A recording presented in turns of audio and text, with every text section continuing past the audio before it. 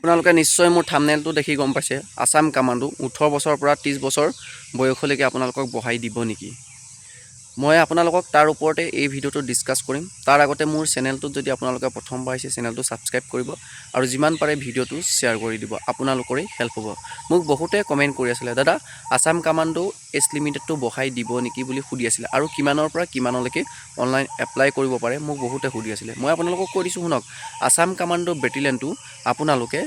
18 বছৰৰ পৰা 21 বছৰ বয়সলৈকে আপোনালোকৰ জেনেৰেল ক্যান্ডিডেট অনলাইন এপ্লাই কৰিব পাৰে 18 পৰা 21 বছৰলৈকে জেনেৰেল ক্যান্ডিডেট অনলাইন এপ্লাই কৰিব পাৰে তাৰ পিছত আপোনালোকৰ যেটো হল আপোনালোকৰ ওবিসি ক্যান্ডিডেট 21 লগত আপোনালোকে 3 বছৰ প্লাস কৰি দিয়ক মানে আপোনালোকৰ ওবিসি ক্যান্ডিডেটে 18 বছৰৰ পৰা 24 বছৰ বয়সলৈকে অনলাইন এপ্লাই কৰিব পাৰে জেনেৰেল কলো 21 লৈকে আৰু ওবিসি আপোনালোকৰ 24 লৈকে পাৰে আৰু এসসি আৰু এসটিপি আৰু এসটিএইচ কিমানলৈকে আপোনালোকৰ অনলাইন এপ্লাই কৰিব পাৰে আপোনালোকে এসটিপি এসটিএইচ আৰু আপোনালোকে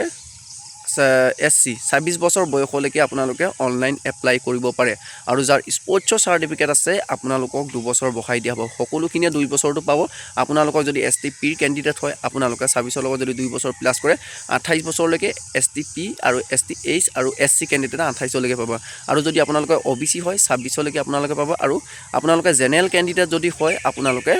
23 লৈকে পাব এতিয়া মোৰ কথাটো হল আসাম কামাণ্ডোত আপোনালোকৰ এজ লিমিটেডটো বহাই দিব নে নাই তো মোক বহুতে খুদি আছে দাদা এজ লিমিটেডটো বহাই দিলে ভাল হয় এজ লিমিটেডটো বহাই দিলে ভাল হয় হেতু এতিয়া হক ময়ো কম যে আসাম কামাণ্ডো এজ লিমিটেডটো বহাই দিলে আমিও ভাল পাওঁ আপোনালোকে সেই এজ লিমিটেডটো কেনেকৈ বহাব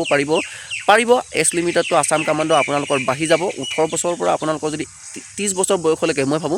জেনেৰেল হক ওবিসি হক এসটিপি হক এসসি হক যিমান কাষ্ট্ৰ আছে সকলোখিনি কাষ্ট 18 বছৰৰ পৰা আপোনালোকৰ 30 বছৰৰ পৰা 30 বছৰ বয়সলৈকে আপোনালোকৰ বাঢ়ি যাব আৰু আপোনালোকে সেই কামটো কেনেকৈ কৰিব পাৰিব মই কৈছো নক সিএম ছাৰে যেতিয়া আপোনালোকৰ মিটিংত যায় আপোনালোকে সিএম ছাৰক ক'ব লাগিব যে মমা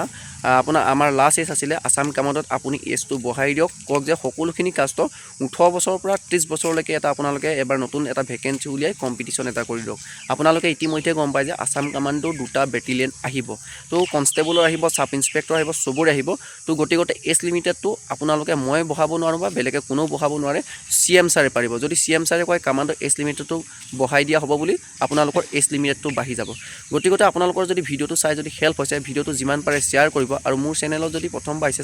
চেনেলটো সাবস্ক্ৰাইব কৰি ভিডিওটো শেয়াৰ কৰি দিব আৰু যাতে এই ভিডিওটো সিএম ছাৰৰ ওচৰত গৈ পায়গে যাতে আপোনালোকৰ এজ লিমিটেড পঢ়াত সহজ হয়